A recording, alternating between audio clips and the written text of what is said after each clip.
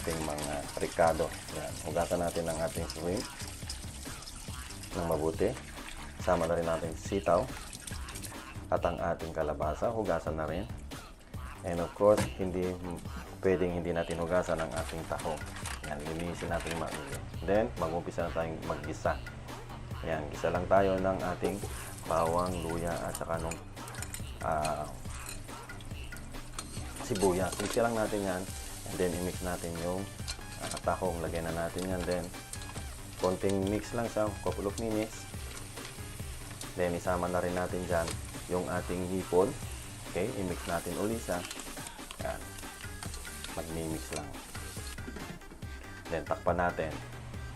Once na kumulo ng konti, nilalagyan din natin ng sili, chili. And then, ito, nilagyan din natin ng, of course, yung ating gata. So, 2 lata ang gamit ko dito, guys. Yan.